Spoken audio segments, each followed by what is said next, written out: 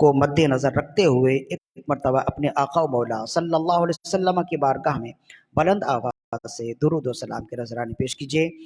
اللہم صلی علی سیدنا و مولانا محمد طب القلوب و دوائها وعافیت الابدان و شفائها ونور الابصار و ضیائها وروح الارواح و غذائها وعلى آلہ و اصحابہ وبارک وسلم صلاۃ و سلام علیک یا رسول اللہ صلی اللہ علیہ وآلہ وسلم۔ سرنامہ کلام میں جس آیت مقدسہ کی تلاوت کا شرف حاصل کیا سورہ توبہ کی آیت ہے۔ سورہ توبہ قرآن مجید کی مشہور اور معروف صورتوں میں سے ہے اور بڑی صورتوں میں اس کا شمار ہوتا ہے۔ اس کا آغاز 10ویں پارے سے ہوتا ہے اور اختتام 11ویں پارے میں ہوتا ہے۔ سورہ توبہ کی جس آیت مقدسہ کی تلاوت کا شرف حاصل کیا اس کا تعلق 11ویں پارے سے ہے اور اس آیت کا نشان 100 ہے۔ سورہ توبہ کی آیت نمبر 100 میں اللہ رب العزت نے ارشاد فرمایا والسابقون الاولون من المہاجرین والانصار، اور مہاجرین اور انصار میں سبقت کرنے والے، والذین اتبعوہم بإحسان، اور وہ لوگ جنہوں نے بھلائی کے ساتھ ان کی اتباع اور پیروی کی، رضی اللہ عنہم ورضوا عنہ، اللہ ان سب سے راضی اور وہ سب اللہ سے راضی، وأعد لهم جنات تجری تحتها الانہار، اور اللہ نے ان کے لیے ایسے باغات تیار رکھے ہیں جس کے نیچے سے نہریں جاری ہیں، خالدین فیہا ابدا، وہ اس میں ہمیشہ ہمیش رہنے والے ہیں، ذالک الفوز العظیم، صحیح اور سب سے بڑی کامیابی یہی ہے۔ دنیا میں اگر کوئی شخص کامیاب ہو جائے تو اسے کہتے ہیں کامیاب ہو گیا، کسی بھی لحاظ سے کامیاب ہو جائے، تعلیمی لحاظ سے ہو، مالی لحاظ سے ہو، جسمانی لحاظ سے ہو، کسی بھی لحاظ سے کامیاب ہو جائے اسے کہتے ہیں کامیاب ہو گیا۔ لیکن دنیاوی کامیابی کتنے دنوں کی ہے؟ ظاہری معنوں میں چند دنوں کی ہے، اور اگر اس کی عمر کی طرف نسبت کی جائے تو جب تک اس کی عمر ہے تب تک اس کی کامیابی ہے۔ تو دنیا خود ناپائیدار ہے، اس میں رہنے والے لوگ ناپائیدار ہیں، اور اس دنیا کی کامیابی بھی چند دنوں کی ہے، ناپائیدار ہے۔ اور اصل کامیابی کیا ہے؟ ذالک الفوز العظیم، اصل کامیابی آخرت کی کامیابی ہے، جس کو اللہ رب العزت نے دوسرے مقام پہ ارشاد فرمایا کہ انما هذه الحیات الدنیا لہو ولعب وان الدار الاخرۃ لہی الحیوان لو کانوا یعلمون، بے شک یہ دنیا کی زندگی تو کھیل کود ہے، ہمیشہ کی زندگی تو آخرت کی ہے، وان الدار الاخرۃ لہی الحیوان، اور بے شک آخرت کی زندگی وہی ہمیشہ کی زندگی ہے، لو کانوا یعلمون، اے کاش لوگ جانتے، یعنی لوگ اگر جان لیتے تو جتنی محنت دنیاوی کامیابی کے لیے کرتے ہیں اس سے کئی گنا محنت وہ اس کامیابی کے لیے، اس آخرت کی کامیابی کے لیے کرتے جو ہمیشہ ہمیشہ کی کامیابی ہے۔ تو قرآن مجید کی ایک آیت نہیں ہے بلکہ کئی آیات ہیں جس میں اللہ رب العزت بارہا یہ ارشاد فرماتا ہے کہ آخرت کی کامیابی ہی اصل کامیابی ہے، لہذا عقل مند انسان وہی ہے جو دنیا کی کامیابی کے لیے جس قدر محنت کرتا ہے اس سے کئی گنا زیادہ محنت آخرت کی کامیابی کے لیے کرے، ورنہ آپ بھی چلے جائیں گے، آپ کا مال بھی چلا جائے گا، آپ کی شہرت، آپ کی حکومت سب کچھ چلی جائے گی، اور اگر رہنے والی کوئی چیز ہے تو وہ آخرت کی زندگی ہے، لہذا وہاں کے لیے کام کرنا لازمی ہے، اور اسی کام سے روکنے کے لیے ہی شیطان اس دنیا میں آیا ہے کہ لوگوں کو دنیاوی زندگی میں مشغول کر دیا جائے، مصروف کر دیا جائے کہ وہ آخرت سے غافل ہو جائیں، اور اگر لوگوں کے اعمال فی زمانہ دیکھے جائیں تو شیطان بہت حد تک کامیاب ہوتا نظر آتا ہے۔ تو اللہ رب العزت نے ارشاد فرمایا کہ ذالک الفوز العظیم، یہی بڑی کامیابی ہے، اس لیے کہ یہ آخرت کی کامیابی ہے۔ اس آیت کریمہ میں اللہ تعالیٰ نے اپنی نعمتوں کا اظہار فرمایا، اپنی نعمتوں کا ذکر فرمایا، اور فرمایا میری نعمتوں کے محامل کون لوگ ہیں، میری نعمتوں کو لینے والے، میری نعمتیں کن لوگوں کے لیے ہیں؟ فرمائے وہ 3 طرح کے لوگ ہیں، نمبر 1 مہاجرین، نمبر 2 انصار، اور نمبر 3 وہ لوگ جو بعد میں آنے والے ہیں، لیکن ان مہاجرین اور انصار کی اچھی پیروی کرنے والے ہیں، ان کے ساتھ خیر خواہی کرنے والے اور اچھے انداز میں ان کی اتباع اور پیروی کرنے والے ہیں۔ فرمایا والسابقون الاولون من المہاجرین والانصار، مہاجرین اور انصار میں وہ لوگ جو سبقت کر گئے، جو پہلے ہیں، مہاجرین میں سے بھی اور انصار میں سے بھی، والذین تبعوہم بإحسان، اور وہ لوگ جنہوں نے ان کی اتباع کی بھلائی کے ساتھ، رضی اللہ عنہم۔ اب مہاجرین میں سے وہ لوگ جو سبقت کرنے والے ہیں، انصار میں سے وہ لوگ جو سبقت کرنے والے ہیں، اور بعد میں آنے والے وہ لوگ جو ان کے ساتھ بھلائی کے ساتھ اتباع کرنے والے ہیں، یہ تین طرح کے لوگ ہو گئے جو اللہ کے پسندیدہ لوگ ہیں۔ یہ تین طرح کے گروہ اللہ کے پسندیدہ گروہ ہیں۔ تو اللہ کی نعمتیں کیا ہیں؟ فرمایا رضی اللہ عنہم ورضوا عنہ، سب سے بڑی نعمت دنیا و آخرت کی سب سے بڑی نعمت رب کی رضا ہے۔ حتیٰ کہ آخرت میں جنت میں جانے کے بعد بھی جو ہے رب عز و جل سب سے آخری نعمت کا جب ظہور فرمائے گا تو وہ رب کی رضا ہی ہے۔ فرمایا کہ رب عز و جل جب جنتی جنت میں چلے جائیں گے تو پھر اللہ عز و جل ان سے خطاب فرمائے گا اور فرمائے گا ایک بہت بڑی نعمت ہے جو اب بھی تمہیں دینے کے لیے ہے۔ تو وہ جنتی کہیں گے اب جنت میں آنے کے بعد، جنتی ساری نعمتیں لینے کے بعد اور کون سی نعمت بچتی ہے جو رب عز و جل ہمیں عطا فرمائے گا؟ تو رب عز و جل اس وقت فرمائے گا آج سے میں نے تمہارے لیے اپنی رضا حلال کر دی ہے، میں اب تم سے ہمیشہ کے لیے راضی ہو گیا ہوں، اب میں تم سے کبھی ناراض نہیں ہوں گا۔ یہ خود قرآن مجید کی آیت ہے جس سے معلوم ہوتا ہے کہ رب کی رضا تمام نعمتوں میں سب سے بڑھ کر نعمت ہے۔ تو فرمائے مہاجرین میں سے جو سبقت کرنے والے، انصار میں سے جو سبقت کرنے والے، اور وہ لوگ جو ان مہاجرین اور انصار کی بھلائی کے ساتھ پیروی اور اتباع کرنے والے ہیں، ان پر سب سے پہلی رب کی نعمت ہوگی کہ رضی اللہ عنہم ورضوا عنہ، اللہ ان سے راضی اور وہ اللہ سے راضی۔ وَأَعَدَّ لَهُمْ جَنَّاتٍ تَجْرِي تَحْتَهَا الْأَنْهَارُ، اور دوسری نعمت یہ ہے کہ اللہ نے ان کے لیے ایسی جنتیں تیار کر رکھی ہیں جس کے نیچے سے نہریں جاری ہیں۔ اب یہ نعمت کب تک ہوگی؟ انسان جب نعمت مل جائے نا تو یہ خواہش کرتا ہے کہ اس نعمت میں کچھ وقت زیادہ ہو جائے، یہ نعمت کچھ عرصہ تک میرے ساتھ رہے۔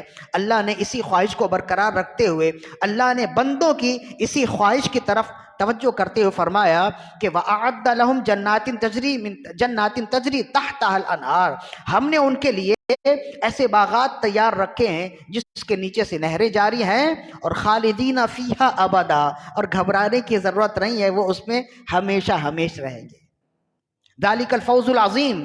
اب جس کو رب کی رضا مل جائے، جس کو جنت مل جائے اور جسے ہمیشہ کی جنت مل جائے، فرمائے ذالک الفوز العظیم، یہی سب سے بڑی کامیابی ہے۔ تو اب سمجھنا یہ ہے کہ سابقون الاولون میں مہاجرین اور انصار کا ذکر ہوا تو یہ کون لوگ ہیں، پھر اس کے بعد آگے گفتگو ہوگی جو ہم آگے، پہلے تو ہم اپنے سننے والوں کا ذہن وسیع کریں گے تاکہ جو ہم آگے بیان کرنا چاہتے ہیں وہ آپ سمجھنے والے ہو جائیں۔ مہاجرین کون لوگ ہوتے ہیں؟ جو ہجرت کر کے آئے وہ مہاجرین ہوتے ہیں، یعنی جو مکہ میں تھے اور جب ہجرت کا حکم ہوا اور رسول اللہ صلی اللہ علیہ وسلم نے ان صحابہ کرام کو ہجرت کا حکم دیا، وہ مکہ سے مدینہ ہجرت کر آئے تو انہیں کہتے ہیں مہاجرین۔ انصار کون لوگ ہیں؟ مدینے میں رہنے والے جن لوگوں نے مہاجرین کی خدمت کی، ان کا ساتھ دیا، ان کی مدد کی، وہ انصار کہلائے۔ انصار کا مطلب ہوتا ہے مدد کرنے والے، مدد کرنے والے۔ تو مہاجرین مکی صحابہ کو مہاجرین کہتے ہیں، مدنی صحابہ کو انصار کہتے ہیں۔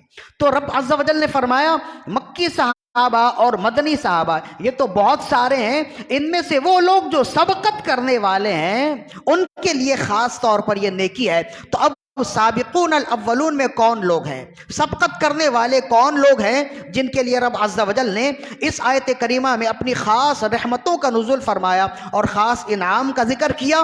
تو اس میں کئی اقوال بیان کیے گئے۔ امام مظہری نے، امام قرطبی نے جو بیان کیا اس کا خلاصہ یہ ہے، فرمایا کہ ایک روایت اس کی یہ ہے جس کو روایت کرنے والے حضرت سعید بن مسیب رضی اللہ عنہ ہیں۔ حضرت سعید بن مسیب जलील उल कदर ताबई हैं, सहाबी नहीं है, ये ताबई हैं सईद बिन मुसैयब।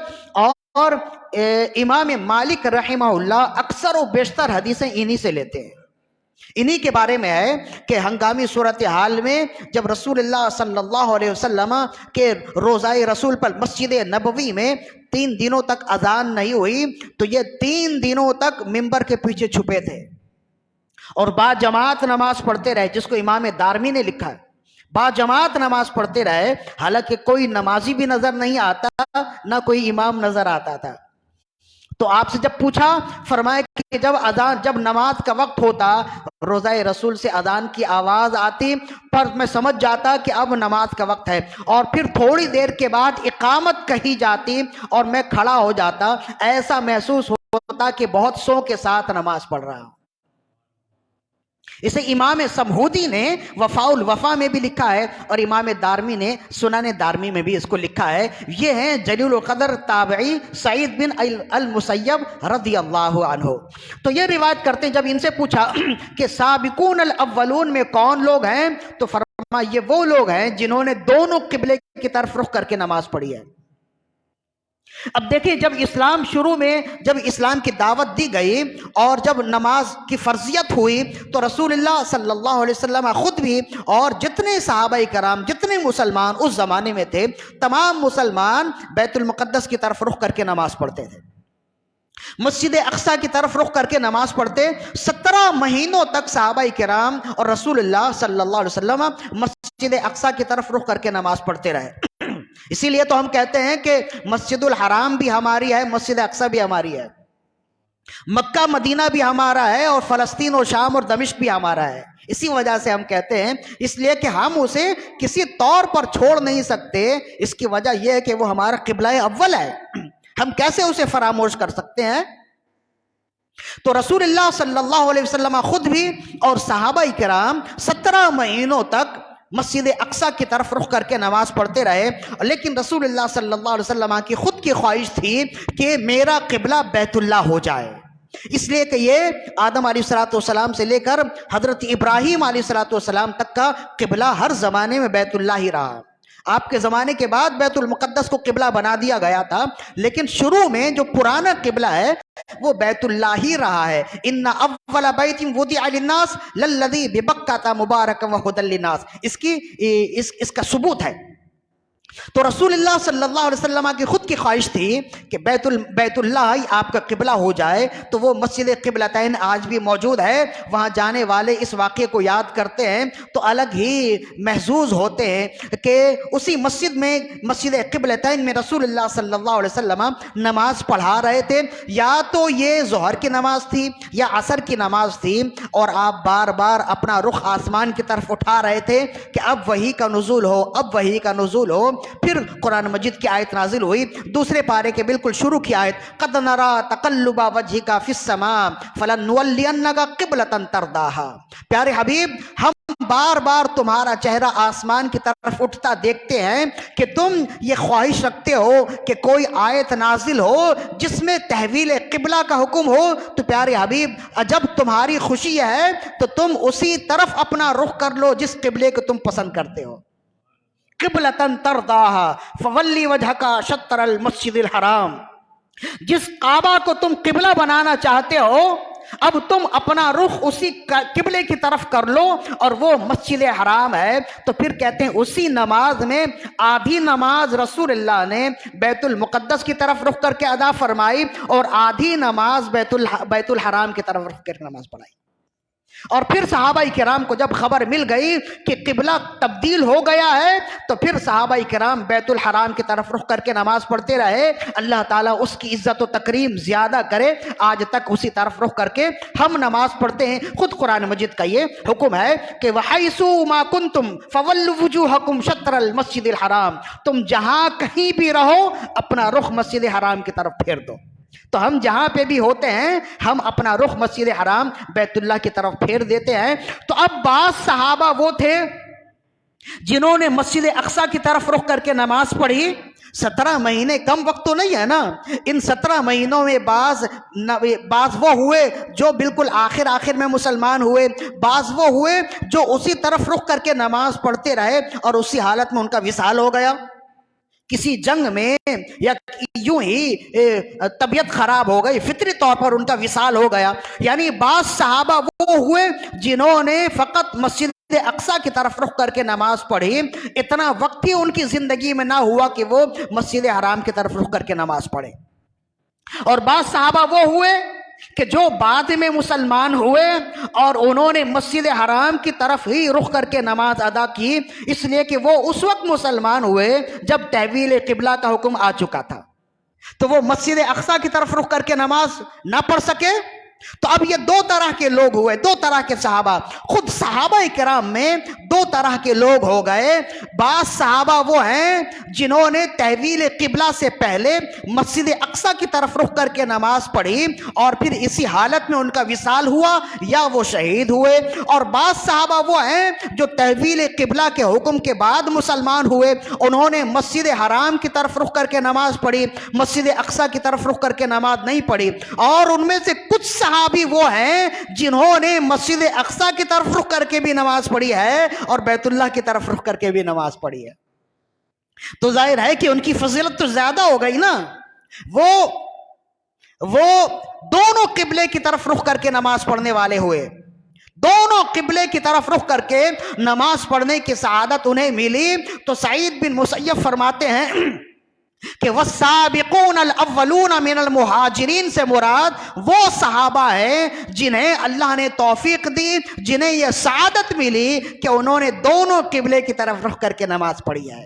تو یہ سابقون الاولون میں مہاجرین، ظاہر ہے کہ یہ مہاجرین تو مکے میں تھے، تو مکے کا ہی واقعہ ہو گیا. لہذا اب انصار میں سے کون سابقون الاولون ہیں؟ یہ تو مہاجرین میں سے سابقون الاولون وہ ہیں جنہوں نے دو قبلے کی طرف رخ کر کے نماز پڑھی. تو اب انصار میں والسابقون الاولون من المہاجرین والانصار، تو انصار یعنی مدنی جو صحابہ ہیں ان میں سابقون الاولون کون ہیں؟ تو اب اس کی بھی کئی قسمیں بیان کی گئی، جن میں سے ایک ترتیب وہ ہے جس کو امام مظہری اور امام قرطبی نے بیان کیا. فرمائے اس سے مراد وہ صحابہ کرام ہیں جو بیعت عقبہ اولا، بیعت عقبہ ثانیہ اور بیعت عقبہ ثالثہ میں موجود تھے. اب یہ بیعت عقبہ اولا اور ثانیہ اور ثالثہ کیا ہے؟ کہتے ہیں کہ جب رسول اللہ صلی اللہ علیہ وسلم نے نبوت کا اعلان فرمایا تو ہر سال اس زمانے میں بھی حج کا موسم آتا اور لوگ حج کرنے جاتے، اپنے طریقے سے حج کرتے تھے زمانے جاہلیت کے طریقے پر. ایک بہت بڑی منڈی لگتی تھی، تو لوگ حج کے ارادے سے بھی آتے اور کاروباری لحاظ سے بھی، کاروباری ارادے سے بھی آتے تھے. ظاہر ہے کہ ایک بڑا مجمع ہوتا، بڑا اجتماع ہوتا، کچھ چیزیں خریدی جاتی، کچھ چیزیں بیچی جاتی تھی، تو ایک بہت بڑا اجتماع ہوتا تھا. تو اس زمانے میں بھی کاروباری منڈی لگتی تھی اور اجتماع ہوتا تھا، حج کا اجتماع ہوتا تھا. تو رسول اللہ صلی اللہ علیہ وسلم کا نبوت کے اعلان کے بعد یہ طریقہ تھا کہ ایک ہی وقت میں زیادہ لوگوں تک پیغام پہنچ جائے. اس کا ایک بہت ہی اچھا طریقہ موقع آپ کے لیے تھا. آپ ہر سال جو دوسرے ملکوں سے، دوسرے شہروں سے لوگ آئے ہوتے حج کے موسم میں، ان کے خیمے میں جاتے اور انہیں اسلام پیش کرتے. تو کہتے ہیں یہی سلسلہ چلتا رہا. بہت کم لوگ مسلمان، بلکہ ایک دوسرے شہر کے کوئی لوگ بھی آپ پر اعتماد کرنے والے نہیں تھے. یہی سلسلہ چلتا رہا. ایک وقت ایسا آیا کہ رسول اللہ صلی اللہ علیہ وسلم رات کے وقت ایک خیمے میں گئے. وہ سب کے سب یہودیوں نسل تھے، یا ان کا تعلق یہودیوں سے تھا، یا ان کی رہن سہن، ان کے جو لوگ تھے قریب قریب کے لوگ وہ یہودی تھے. بہرحال وہ رسول اللہ صلی اللہ علیہ وسلم نے جب انہیں نبوت کا پیغام دیا، ایک رب کی دعوت دی اور اپنی رسالت کے بارے میں ان سے کہا کہ تم میرا کلمہ پڑھ لو، مسلمان ہو جاؤ، تو وہ ایک دوسرے سے کہنے لگے کہ دیکھو ہم نے اپنی پرانی کتابوں میں پڑھا ہے کہ آخری نبی کا ظہور ہونے والا ہے اور اسی سرزمین میں آخری نبی کا ظہور ہوگا، اور ہم سر سے لے کے پاؤں تک دیکھنے کے بعد ہمیں یہ اس بات کا یقین ہے کہ جس آخری آخری نبی کے آمد کا ذکر ہماری کتابوں میں موجود ہے، یہی وہ آخری نبی ہے۔ تو کیا خیال ہے ایسا نہ ہو کہ ہم سے پہلے کوئی اور ان کا مددگار ہو جائے، ہم سے پہلے کوئی اور ان کے ہاتھ پر بیعت کر لے، یہ فضیلت انہیں مل جائے تو کیا ہی اچھا ہو کہ یہ فضیلت ہم لے لیں۔ تو کہتے ہیں کہ سب سے پہلے وہ 6 افراد تھے جو باہر سے دوسرے شہر سے آئے تھے، ان لوگوں نے آپ کے ہاتھ پر ہاتھ دی، کلمہ پڑھا اور پھر مسلمان ہوئے اور کہنے لگے کہ ہم آپ کو یہاں رہنے نہیں دیں گے، اس لیے کہ یہاں کے لوگ آپ پر بڑے مظالم ڈھاتے ہیں، آپ ہمارے ساتھ ہمارے شہر چلے۔ آپ نے فرمایا میں اللہ کا نبی ہوں اور لوگوں کی طرح نہیں کہ اگر کسی علاقے کے حالات سازگار نہ ہو تو وہاں سے دوسری جگہ ہجرت کر جائے، جب تک رب کا حکم نہ آ جائے میں ہجرت نہیں کر سکتا۔ تو اب رسول اللہ صلی اللہ علیہ وسلم نے ان سے فرمایا اب تمہارا کام یہ ہے کہ جو کلمہ، جو ایمان کی روشنی میں نے تمہارے دل میں ڈالی ہے، اب تم یہی اس کی تبلیغ اور لوگوں کو کرو، اس نور ایمان سے اور لوگوں کے دلوں کو روشن کرو۔ لہذا اب وہ تمام افراد گئے اور پھر دوسرے سال آئے۔ پہلے سال جب آئے تھے تو وہ 6 تھے، اسے کہتے ہیں بیعت عقبہ اولی۔ بیعت عقبہ کہتے ہیں 2 پہاڑوں کے درمیان کی گھاٹی کو، خود قرآن مجید میں ہے فَلَقْتَحَمَ الْعَقَبَةَ وَمَا أَدْرَاكَ مَا الْعَقَبَةُ۔ تو عقبہ کا مطلب ہوتا ہے 2 پہاڑوں کا درمیانی راستہ۔ تو عرب میں تو پہاڑی ہیں، وہاں اونچے اونچے پہاڑ اور بیچ میں یہ چھوٹی سی آبادی ہوتی، سڑک ہوتی، بستی ہوتی تھی۔ اسی وجہ سے جس جگہ رسول اللہ صلی اللہ علیہ وسلم نے ان کے ہاتھ پر بیعت کی، جس جگہ انہوں نے رسول اللہ کے ہاتھ پر بیعت کرنے کا شرف حاصل کیا، وہ 2 پہاڑوں کی گھاٹی کی جگہ تھی، اس وجہ سے اس جگہ کو کہتے ہیں عقبہ۔ تو یہ پہلی بیعت تھی، اس وجہ سے اسے کہتے ہیں بیعت عقبہ اولی، پہلی بیعت۔ اب جب رسول اللہ صلی اللہ علیہ وسلم نے انہیں تبلیغ فرما دی تو پھر اب یہ افراد چلے اور آپ نے فرمایا اب یہ نور ایمان تمہارے لیے لازم ہے کہ اور لوگوں کے سینوں تک اجالا پہنچاؤ، اس نور ایمان سے اور لوگوں کے دلوں کو روشن کرو۔ پھر یہ گئے، اب دوسرے سال آئے تو ان کی تعداد 12 تھی۔ انہوں نے بھی رسول اللہ صلی اللہ علیہ وسلم کے ہاتھ پر بیعت کی اور آپ سے وعدہ کیا کہ ہم ہر حال میں آپ کی مدد کریں گے۔ اب جب انہوں نے بیعت کر لی تو یہ ہو گیا بیعت عقبہ ثانیہ، یہ دوسری بیعت ہو گئی۔ اب پھر یہ لوگ گئے، تیسرے سال جب آئے تو ان کی تعداد 70 یا 72 تھی۔ تو اب یہ بھی لوگ آئے، ان میں چند خواتین بھی تھیں۔ اب یہ لوگ آئے، انہوں نے بھی کلمہ پڑھا، پھر مسلمان ہوئے اور پھر انہوں نے رسول اللہ صلی اللہ علیہ وسلم کو فرمایا کہ یا رسول اللہ، انہوں نے عرض کیا یا رسول اللہ آپ ہمارے ساتھ ہمارے علاقے میں چلیں۔ تو رسول اللہ نے فرمایا جب تک مجھے اجازت نہ مل جائے میں نہیں جا سکتا، ہاں میں صحابہ کرام کو یہ حکم دیتا ہوں کہ جو جانا چاہے وہ آہستہ آہستہ تمہاری بستی میں جائیں۔ یہ جو تینوں طرح کے جو بیعت عقبہ اولی، بیعت عقبہ ثانیہ اور بیعت عقبہ ثالثہ میں جتنے افراد تھے یہ سب کے سب مدینے کے تھے۔ یہ پہلا چراغ تھا جو مدینے میں جل رہا تھا، نور ایمان کا چراغ جلا۔ تو یہ پہلے 6 افراد تھے، پھر 12 افراد ہوئے اور پھر 72 افراد ہوئے۔ تو مدینے میں سب سے پہلے نور ایمان کا شمع روشن کرنے والے یہی 6 افراد ہوئے نا۔ اسی وجہ سے کہتے ہیں کہ سابقون الاولون من المہاجرین والانصار، مہاجرین سے مراد وہ صحابہ ہیں جنہوں نے دونوں قبلہ کی طرف رخ کر کے نماز پڑھی، اور انصار میں سبقت کرنے والے وہ صحابہ ہیں جو بیعت عقبہ اولی میں، ثانیہ میں اور ثالثہ میں حاضر تھے۔ اس لیے کہ پھر جب چراغ روشن ہوا، چراغ سے چراغ جلتے گئے، پھر تو ان کی تعداد بہت زیادہ ہو گئی۔ مدینے میں جب رسول اللہ تشریف لائے تو کم و بیش مدینے کے ہر گھر میں نور ایمان داخل ہو چکا تھا، اور 8 سال کے عرصے میں جب مکہ فتح کرنے کے لیے آپ چلے تو مسلمانوں کی تعداد 10,000 کے قریب تھی، فقط 8 سال میں۔ لیکن یہ 10,000 کے صحابہ کرام مسلمان کن کی تبلیغ سے ہوئے؟ اگر انہیں سمیٹا جائے تو وہی 6 افراد بنتے ہیں، وہی 12 افراد بنتے ہیں، وہی 72 افراد بنتے ہیں جو شروع میں مسلمان ہوئے اور جنہوں نے شروع میں رسول اللہ صلی اللہ علیہ وسلم کی تائید فرمائی۔ تو اب سابقون الاولون کی بات سمجھ میں آئی کہ والسابقون دیکھیں، اگر کہا جائے فضیلت میں، اگر کہا جائے رب کی رضا میں، اگر کہا جائے جنت میں، تو اللہ نے تمام صحابہ کرام سے اپنی رضا کا وعدہ بھی فرمایا، جنت کا وعدہ بھی فرمایا اور تمام تر نعمتوں کا وعدہ بھی فرمایا۔ फरमाया है। लेकिन तमाम सहाबा किराम में अगर फजीलत देखी जाए तो उन सहाबा किराम की है जो साबिकून अल अव्वलून है। अब साबिकून अल अव्वलून कौन? मुहाजिरीन में जो दोनों किबले की तरफ रुख करके नमाज पढ़ने वाले, वो साबिकून अल अव्वलून है। अंसार में वो जिन्होंने बैअत अक़बा ऊला, सानिया और सालिसा में हिस्सा लिया। तो ये हैं तमाम सहाबा किराम रब की रिजा के साथ हैं और रब की रिजा इनके साथ है। लेकिन तमाम सहाबा किराम में इन्हें एक तरह से बरतरी हासिल है, इसलिए कि साबिकून अल अव्वलून है। अब जब यहां तक बात आ गई तो अब इससे आगे बात है जिसे इमाम जलालुद्दीन इमाम राजी ने बयान किया। फरमाया कि साबिकून अल अव्वलून मुहाजिरीन में से कौन है, अंसार में से कौन है, इनमें कई राय मौजूद हैं। हमने एक तफसीर बयान किया है, वरना इसकी और भी तफासिर हैं। फरमाया साबिकून अल अव्वलून मुहाजिरीन में से कौन है, अंसार में से कौन है, इसमें कई राय मौजूद हैं और इख्तिलाफ भी मौजूद हैं। लेकिन इस बात पे किसी का इख्तिलाफ नहीं है कि कुल साबिकून अल अव्वलून के इमाम हजरत सिद्दीक़ अकबर रज़ी अल्लाहु अन्हु है। इसमें किसी का इख्तिलाफ नहीं है।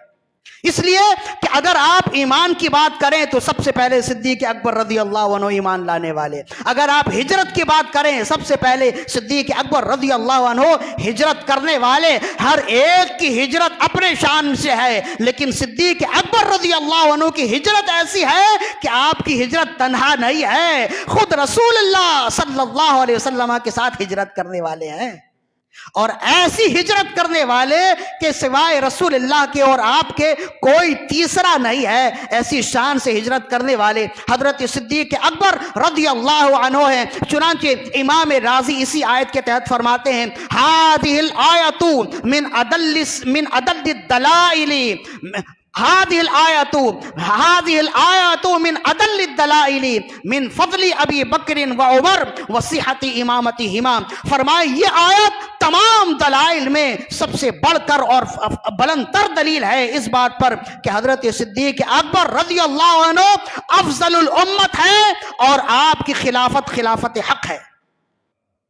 आप उम्मत के पहले खलीफा हैं, पहले इमाम हैं। वो भी इसी आयत से साबित होती है। इसलिए कि जो साबिक है वो हर चीज में साबिक रहेगा। जो ईमान में साबिक है वही पहला खलीफा होगा। जो ईमान में जो हिजरत में सबसे आगे है वही पहला खलीफा होगा। तो इमाम राजी फरमाते हैं कि इस आयत में हजरत सिद्दीक़ अकबर रज़ियल्लाहु अन्हु की अजीम तरीन फजीलत मौजूद है। क्यों? इसलिए कि हजरत सिद्दीक़ अकबर रज़ियल्लाहु अन्हु की जिंदगी का कोई भी अमल देखिए, सबसे पहले सिद्दीक़ अकबर नजर आते हैं। सबसे पहली चीज ईमान है। सिद्दीक़ अकबर रज़ियल्लाहु अन्हु का ईमान देखिए। इमाम इब्ने असाकिर ने रिवायत किया तारीख दमिश्क में, फरमाते हैं कि सिद्दीक़ अकबर रज़ियल्लाहु अन्हु शुरू दिन से ही मालदार थे। ज़माने जाहिलियत में भी आप बड़े मालदार रहे और आप कपड़ों की तिजारत करते थे। कपड़ों की तिजारत के लिए आप यमन गए, वहां जाकर तिजारत करने लगे। जाहिर है कि जब कोई शख्स तिजारत के लिए जाता है तो अपने कमरे में तो बैठा नहीं रहता है ना, वो मार्केटों में घूमता है, बाजारों में जाता है, मुख्तलिफ मेलों में जाता है। वहाँ जाकर कुछ सामान की कीमत नर्ख मालूम करता है, कोई सामान देखता है, कुछ खरीदता है, कुछ बेचता है। जो उसूल हैं, मईशत के उसूल हैं, जो एक ताजिर होता है ऐसे ही करता है। तो हज़रत सिद्दीक़ अकबर रज़ियल्लाहु अन्हु मुख्तलिफ बाजारों में घूमते रहे, उस शहर के चीजें लेते रहे, बेचते रहे। तो कहते हैं कि बिल आखिर आपसे एक शख्स की मुलाकात हुई जो एक बूढ़ा था।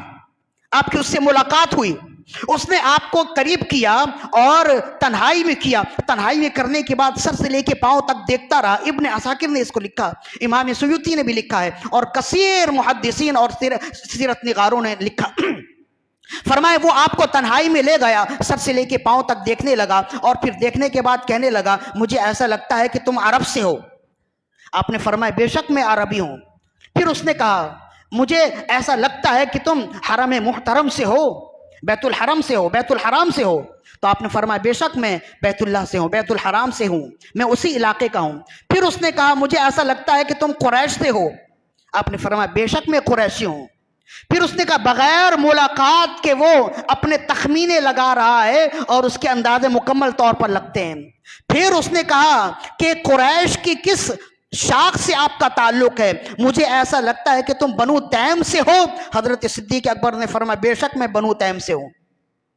جب اس نے یہ سب کچھ کہہ دیا تو اس نے کہا یہ ساری نشانیاں یہ ایک خفیہ نشانی تھی جو میں نے تمہیں بتائی ہیں، کیا میری تم سے پہلے ملاقات ہوئی؟ آپ نے فرمایا نہیں ہوئی۔ تو فرمایا کہ پھر حضرت صدیق اکبر رضی اللہ عنہ نے اس بوڑھے سے پوچھا آخر یہ اندازہ تم کیوں لگا رہے ہو، یہ سوالات تم مجھ سے کیوں کر رہے ہو؟ نہ میں نے تم سے کبھی ملاقات کی، نہ تم سے مجھ سے کبھی شناسائی ہوئی، آخر یہ ساری باتیں تمہیں معلوم کیوں ہوئی اور یہ کیوں پوچھ رہے ہو؟ تو اس نے کہا جواب میں بعد میں دوں گا، ایک خفیہ نشانی ہے وہ بھی میں چاہتا ہوں کہ تم دکھا دو۔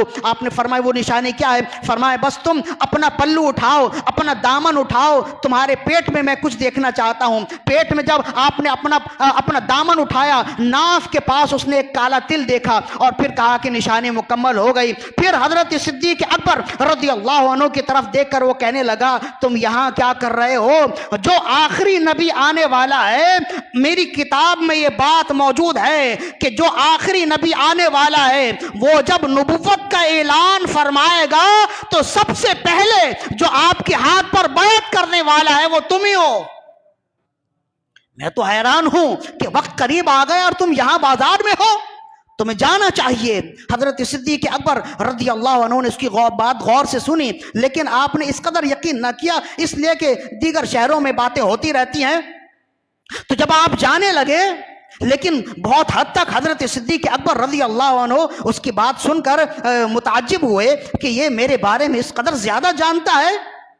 تو جب آپ جانے لگے تو وہ بوڑھا کہنے لگا کہ اے ابو بکر میں چاہتا ہوں کہ چند اشعار بھی مجھ سے سنتے جاؤ۔ اب عرب جو ہیں شعر و شاعری میں تو بڑے شوقین تھے، تو جب اس نے کہا کہ میں کچھ اشعار تمہیں سنانا چاہتا ہوں، صدیق اکبر رضی اللہ عنہ نے چند اشعار بھی آپ نے فرمایا ٹھیک ہے سناؤ۔ تو اس نے چند اشعار سنائے، سننے کے بعد اب بات تو آئی گئی ہو گئی، پھر آپ نے جو خریدنا تھا خریدا، جو بیچنا تھا آپ نے بیچ دیا۔ اب جب آپ اپنے شہر آئے، مکہ آئے، تو دیکھتے ہیں کہ یہاں کی آب و ہوا ہی تبدیل ہے، یہاں کے در و دیوار ہی الگ محسوس ہوتے ہیں، ایسا لگتا ہے کہ گلیوں سے نور اٹھ رہا ہے، ایسا لگتا ہے کہ در و دیوار جگمگا رہے ہیں، عجیب کیفیت، عجیب پر نور ماحول نظر آتا ہے۔ کہتے ہیں کہ جیسے ہی اپنے گھر سے صحن مکہ میں آئے، صحن کعبہ میں آئے، تو دیکھا کہ بڑے بڑے رؤسائے قریش، ابو جہل، عتبہ، شیبہ، بڑے بڑے جتنے لوگ تھے اپنے قبائل کے رؤسا، وہ سب کے سب ایک جگہ جو جمع ہیں۔ حضرت صدیق اکبر رضی اللہ عنہ کو جیسے دیکھا سب ان کی طرف لپکے اور کہنے لگے اے ابو بکر تم کہاں رہ گئے تھے؟ تمہاری غیر موجودگی میں یہاں عجیب بات ہو گئی۔ آپ نے پوچھا بھئی کون سی بات ہوئی؟ کہا تمہیں معلوم نہیں ہے کہ ابو طالب کے بھتیجے نے نبوت کا اعلان کر دیا؟ ہم تو کوئی انتقامی کاروائی کرتے، کوئی رد عمل ظاہر کرتے، لیکن چونکہ تم تھے نہیں ہمارے درمیان تو تمہارا ہونا ہمارے درمیان میں ضروری تھا، اس وجہ سے ہم تمہارے انتظار میں رکے رہے۔ اب تم بتاؤ ہمیں کیا کرنا ہے؟ حضرت صدیق اکبر اس زمانے میں بھی بڑے مدبر جانے جاتے تھے، وہ کہنے لگے کہ اب تم بتاؤ ہمیں کیا کرنا ہے؟ حضرت صدیق اکبر رضی اللہ عنہ نے انہیں جیسے تیسے رخصت کر دیا کہ بھئی ابھی تو میں آیا ہوں، ذرا ماحول دیکھوں پھر کچھ فیصلہ کرتے ہیں۔ انہیں تسلی دی اور رخصت کر دیا۔ رخصت کرنے کے بعد اب حضرت صدیق اکبر رضی اللہ عنہ رسول اللہ صلی اللہ علیہ وسلم کی بارگاہ میں پہنچے، اس لیے کہ نبوت کے اعلان سے پہلے ہی رسول اللہ سے ان کی دوستی تھی۔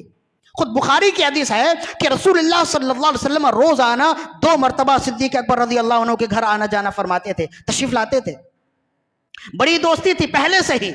تو اب جب حضرت صدیق اکبر رضی اللہ عنہ رسول اللہ صلی اللہ علیہ وسلم کی بارگاہ میں پہنچے تو سب سے پہلے آپ نے سوال کیا اور فرمایا کہ میں نے سنا ہے کہ آپ نے نبوت کا اعلان کیا۔ آپ نے فرمایا ابو بکر بے شک تم نے صحیح سنا ہے، رب نے مجھے نبی بنا کر بھیجا ہے اور میں تمہارے پاس بھی اللہ کا پیغام پیش کرتا ہوں اور تمہیں بھی دعوت دیتا ہوں مجھے اللہ کا رسول مان لو۔ تو یہ انکار کرنے والے تو تھے نہیں، شروع دن سے ہی آپ کی طبیعت میں اتباع اور پیروی موجود تھی۔ آپ نے فوراً پوچھا یا رسول اللہ اگرچہ اے محمد صلی اللہ علیہ وسلم اگرچہ آپ کے اطوار اور اقوال ایسے ہیں کہ اس میں کوئی شک نہیں ہے، لیکن بہت بڑا فیصلہ ہے، کیا کوئی نشانی دیکھ سکتا ہوں؟ اس وقت رسول اللہ نے فرمایا ابو بکر کیا یمن میں جو شاعر نے شاعری پیش کی تھی تو وہ نشانی کافی نہیں ہے؟ عرض کرنے لگے کہ اے ابو بکر، وہ جو یمن میں میرے بارے میں اور تمہارے بارے میں جس نے پیشن گوئی کی تھی، کیا وہ پیشن گوئی تمہارے لیے کافی نہیں ہے؟ عرض کرنے لگے یا رسول اللہ کون سی پیشن گوئی، کون سا بوڑھا؟ آپ نے فرمایا وہ بوڑھا جس نے تمہیں کچھ اشعار بھی سنائے تھے۔ تو کہتے پھر حضرت صدیق اکبر رضی اللہ عنہ نے آپ کے ہاتھ پر کلمہ پڑھا، بیعت کی، اور آپ پہلے تھے جس نے رسول اللہ صلی اللہ علیہ وسلم کے ہاتھ پر بیعت کی۔ جس طرح آپ کی ساری زندگی بے مثال ہے، ویسے ہی آپ کا بیعت کرنا بھی بے مثال ہے۔ آپ کی ساری زندگی کتاب و سنت میں موجود ہے، اور اس بات سے یہ بھی بات ثابت ہوتی ہے کہ جس طرح پرانی کتابوں میں رسول اللہ صلی اللہ علیہ وسلم کے پورے خد و خال موجود، آپ کے اوصاف موجود، ویسے ہی حضرت صدیق اکبر رضی اللہ عنہ کے خد و خال بھی موجود ہیں اور آپ کے اوصاف بھی موجود ہیں۔ لہذا کل ملا کے بات کیا ہے؟ والسابقون الاولون من المہاجرین والانصار، مہاجرین اور انصار میں سبقت کرنے والے جو لوگ ہیں، والذین اتبعوہم باحسان، اور جو لوگ بعد میں آنے والے بھلائی کے ساتھ ان کی اتباع کرنے والے ہیں، رضی اللہ عنہم ورضوا عنہ، اللہ ان سے راضی ہے اور وہ سب اللہ سے راضی ہیں۔ وَأَعَدَّ لَهُمْ جَنَّاتٍ تَجْرِي تَحْتَهَا الْأَنْهَارُ، اور اللہ نے ان کے لیے ایسے باغات تیار رکھے ہیں جس کے نیچے سے نہریں جاری ہیں۔ ذَلِكَ الْفَوْزُ الْعَظِيمُ، یہ سب سے بڑی کامیابی ہے، اور یہ کامیابی کس کو ملے گی؟ جو لوگ سابقون الاولون ہیں انہیں اس کی کامیابی ملے گی۔ جب انہیں یہ کامیابی ملے گی، جب انہیں یہ نعمتیں ملیں گی، تو سابقون الاولون کے امام کون ہیں؟ وہی ہیں جنہیں ہم امام الاتقیاء کہتے ہیں، جنہیں ہم امام الاولیاء کہتے ہیں، وہ حضرت صدیق اکبر رضی اللہ عنہ ہیں۔ انہیں بھی یہ فضیلت ملے گی، اور ہمیں بھی گھبرانے کی ضرورت نہیں ہے۔ فقط اس فضیلت کو اللہ نے انہی تک محدود نہیں رکھا، فرمایا جو لوگ بھلائی کے ساتھ ان کی اتباع کرتے رہیں گے انہیں بھی رب کی رضا ملے گی۔ اسی وجہ سے تو ہم کہتے ہیں کہ اہل سنت کا ہے بیڑا پار، اصحاب رسول نجم ہے اور ناؤ ہے عطرت رسول اللہ کی۔ لہذا یہ مہینہ حضرت صدیق اکبر رضی اللہ عنہ کا مہینہ ہے۔ اس مہینے میں آپ کا تذکرہ بالخیر بھی کریں، اور ہو سکے تو جگہ جگہ صدیق اکبر رضی اللہ عنہ کے تذکرے کے لیے محفلوں کا اہتمام کریں۔ اس کی کیا وجہ ہے؟ اس کی وجہ یہ ہے کہ پہلے اتنا زور نہیں تھا صحابہ کرام کے خلاف بکنے والوں کا، اب صحابہ کرام کے خلاف بکنے والے بہت زیادہ ہو گئے۔ انہیں ایک آزاد میڈیا ملا ہوا ہے، اور آزاد میڈیا ایسے لوگوں کو بہت زیادہ پروموٹ کرتا ہے جو گمراہی پھیلانے والے ہوتے ہیں۔ جب ایسا ہے تو میرا پیغام یہ ہے کہ ایسے لوگوں کو سنے ہی نہیں جو کسی ایک صحابی کے بارے میں بھی کچھ برے القاب رکھتے ہیں یا کوئی ہلکی گفتگو کرتے ہیں، ایسے لوگوں کو سنے بھی نہیں، اور اپنا تعلق علماء اہل سنت کے ان افراد سے مکمل طور پر اپنا رابطہ رکھیں جو علماء وہ ہیں جو صحابہ کرام رضوان اللہ علیہ میں سے تمام صحابہ کرام کو اپنا امام، اپنا پیشوا ماننے والے، اور حضرت صدیق اکبر رضی اللہ عنہ کو افضل البشر بعد الانبیاء بالتحقیق ماننے والے ہیں۔ رب عز و جل سے دعا ہے کہ ہماری آج کی حاضری اپنی بارگاہ میں قبول و مقبول فرمائے۔ وما علینا الا البلاغ المبین۔